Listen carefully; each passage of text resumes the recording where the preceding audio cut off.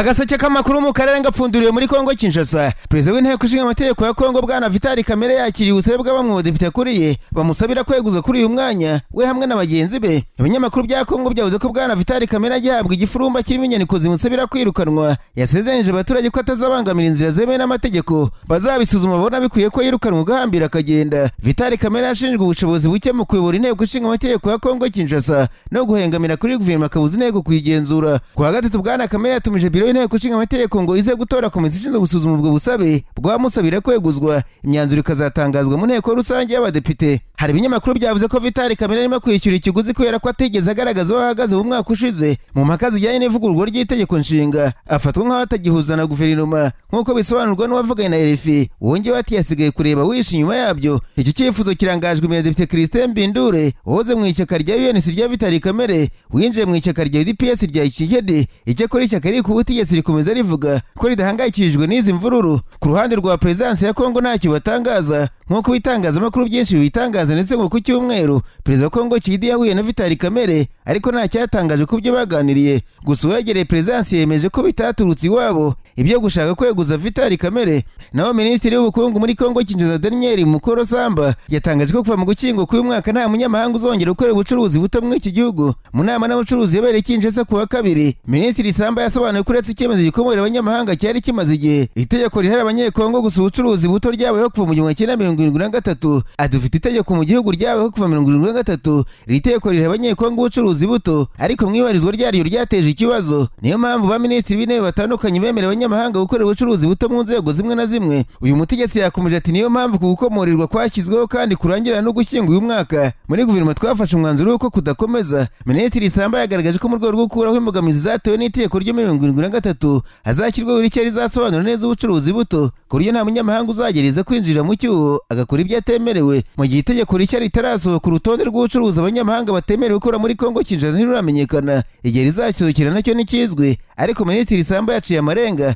ko ari imbere y'ugushyingo muri uyu mwaka turimo. Nsoza mabwira ko mu gihe mu minsi ishize hadutse umwuka mubi hagati y'inyeshyamba z'Abazalendo n'abayobozi b'i Kinshasa, cyane cyane ku bijyanye no kohereza General Olivier Agaseke muri Uvira. Kuri ubu izi nyeshyamba birava ko zohereje Perezida wa Kongo Kigede inyandiko ikubiyemo ibyo zisaba mu gihe bemeza ko batazahemukira guverinoma ya Kinshasa. Bagize nabo ibyo basaba nk'ikiguzi cy'ubwo budahemuka. Ibintu basaba ngo biteye impungenge ko basaba kugira uruhare mu bindi bikorwa birenze kuba ku rugamba iruhande rw'ingabo za leta ya Kongo FARDC mu burasirazuba bw'igihugu. Mu busabe bashyikirije intumwa za guverinoma zimaze iminsi muri Uvira, Abazalendo basabye ibintu byinshi. Ubwa mbere basabye ko abaturage bari mu duce tugenzurwa na M23 bahuzwa kugira mu tundi turere tw'igihugu. Ikindi basaba nuko abayobozi boherejwe muri Uvira baba muri uyu mujyi aho kuba muri Bujumbura, umurwa mukuru w'ubukungu w'igihugu cy'igituranyi cy'Abarundi. Bajya kure kandi bagasaba kohereza abantu babo mu bwinjiriro bukuru bw'intara Kivu Amajyepfo kugira nk'uko bivuga barushaho kurinda akarere abacengezi. Ariko ibyifuzo byabo birenze igisirikare. Basabye kugira uruhare mu biganiro by'amahoro harimo n'ibiganiro bya Doha. Barasaba kandi ko abayobozi babo politiki binjizwa muri guverinoma yaba ku rwego rw'igihugu n'urw'intara ndetse no mu nzego za leta n'ibigo bya leta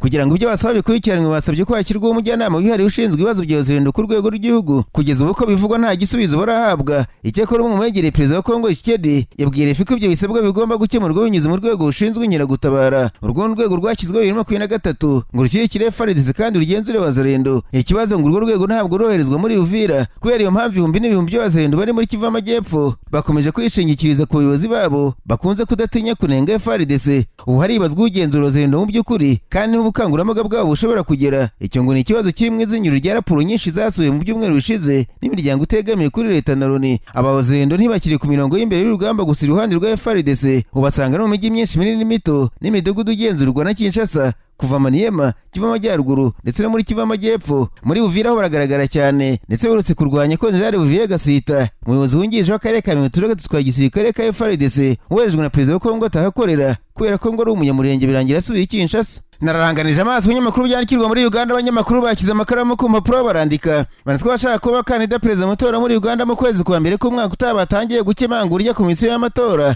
iri gusuzuma imikono y'abashyigikiye. Bavuze ko itari gukorera mu mucyo witamuruye. Aba biganje mu rubyiruko bavuga ko gusuzuma imikono bigenda buhoro cyane kandi nta gihe gisigaye, bagasanga byaba ari amarimanganya agamije kwegeza bamwe bashaka kuba bakandida. Harimo abashaka guhanganira na perezida Museveni intebe perezida wa Uganda ufite imyaka 24 wiga muri kaminuza, uvuze ko bashaka kuba abakandida ari 19 kandi ngo harabura icyumweru kimwe gusa bagatangaza urutonde rw'abakandida nyamara ngo nta n'umwe urasubizwa mu bajyanye imikono bagasanga irigenda biguru ntege rishobora kubigizayo mu minsi ya nyuma ntacyo babikozeho. Uwo musore w'imyaka 24 yavuze ko bigoranye yashoboye kubona imikono irenga 10,103 yagezemo, akaba akeka ko komisiyo itararamye ishobora kumwimisha amahirwe yo kwiyamamaza kuko ari gutinda ku buryo n'icyasabwa kongerwa kitaboneka kubera igihe. Uko gutinda gusubizwa niba imikono yabo yaremewe byatumye bajya kuri komisiyo y'amatora kureba uko byifashe ngo batazabura amahirwe yo kwiyamamaza, ariko nta gisubizo batahanye nabwo. Amashyaka ya politiki neranenga ko gusuzuma imikono bitihuta ngo abantu bazabone igihe gihagije cyo kwitegura amatora, ariko aba komisiyo babwiye ko yashyizeho ikipe ngari isuzuma imikono kandi igasubiza vuba na bwangu. Ishyaka FDC rivuga ko ryatanze imikono y'abantu miliyoni 2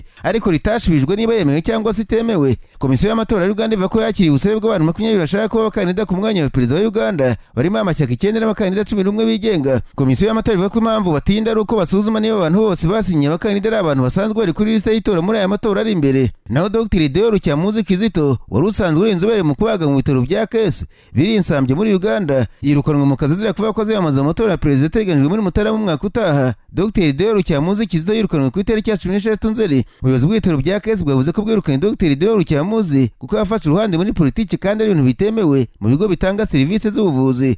Ntabwo ari ubwa mbere Dr. Deo Rucyamuzi agerageje kwinjira muri politiki muri Uganda. N'inyota yagize bwa mbere 2011 ubwo yiyamamazaga kuyobora Akarere ka Masaka ariko ntiyahirwa. 2021 yafashe impapuro zimwemerera kwiyamamariza kuba perezida ariko birangira atiyamamaje. Dr. Deo Rucyamuzi yongera kuri Robert Cyaguranye Senta Marias Bobo we n'abandi bamaze gutangaza ko azahatana na perezida Museveni mu matora y'umukuru w'igihugu. Ariko kandi ingabo za Uganda UPDF ziri mu butumwa bwa African Union Support Mission in Somalia zatangaje ko zishe umuyobozi mukuru w'inyeshyamba za Al-Shabaab mu karere ka Roa Shabele aho ni mu gihugu cya Somalia. Uyu muyobozi witwa Osman Hussein Bune Amir uruzi umugaba mukuru w'ingabo za Al-Shabaab muri ako gace yishwe tariki ya 14 z'ukwezi kwa cyenda mu gitero gitunguranye cyateguwe n'ingabo za Uganda hafi y'umujyi wa Burumael. Umugaba wa Sector 1 Brigadier General Joseph Musoke Semwanga yashimye abasirikare b'igihugu cye bahaye igihano gikomeye Al-Shabaab mu by'ingabo za UPDF zavanye muri iki gitero harimo imbunda ntoya ndetse n'amasasu 3 yuzuye, indebakure zikoreshwa mu ntambara, telefone 2 hamwe n'utundi dukoresho. Brigadier General Semwanga yavuze ko ubutumwa bwo muri Somalia ubuyobozi bwa UPDF n'abafatanyabikorwa mpuzamahanga bagikomeje umugambi wo gusenya imiyoboro ya Al-Shabaab no kugarura ituze muri Somalia. Agaseke k'amakuru mu karere ngafunikire muri Kenya abanyamakuru bakoze ba muri no barandika Manatwe umunyamabanga wa leta minisiteri y'abakozi ba leta muri Kenya Bwana Geoffrey Ruku yasabye Rigathi Gachagua wahoze ari vice perezida wa Kenya kugabanya amarere no kurekeraho kwitera amajeke ko ari umwami w'akarere ka Mount Kenya. Bwana Ruku yasabye Gachagua kugabanya amagambo amubwira ko niba yumva ari umuntu ukomeye azazana umukandida w'ishyaka rye mu karere ka Mbere akareba ko na zera atazayibura. Ibinyamakuru bya Kenya byavuze ko Minisitiri Geoffrey Ruku yavuze ko Rigathi Gachagua ameze nka Jean utagira ingabo, ariko ikibazo akaba atabizi agahora yumva nk'ukomeye unafite ijambo muri Mount Kenya. Abo bagabo baraterana amagambo mu gihe muri Kenya bazatora perezida 2027 kandi William Ruto usanzwe ku butegetsi n'urashaka manda ya kabiri. Minisitiri Ruku ushyigikiye perezida Ruto yavuze ko abantu bakabirije Gachagua bakamugira igitangaza nk'umuntu ufite ijwi rikomeye mu karere ka Mount Kenya, ariko ngukuri nuko ari umuntu usanzwe kandi byagaragazwa no kuba ishyaka ryerutse gushinga riyashatse amajwi akabura nabwo akagira isoni zo kwitura. Mu matora mu kwezi kwa 11 mu mwaka ishyaka rishya rya Gachagua ryavuze ko ritazajyamo ndetse ko nta mukandida rizajyana muri Mount Kenya ahubwo rizashyigikira abakandida b'ishyaka Democratic Party basanzwe bafatanya. Ibi bagabo barabihera bavuga ko Gachagua yaba yanga gusebera mu karere yita umwami wako kandi bizwi neza ko abantu babo bamaze kwibuka William Ruto. Rigathi Gachagua amaze iminsi itangaje ko 2027 azahatanira umukuru w'igihugu muri Kenya kandi yizeza abaturage ko azabaha intsinzi.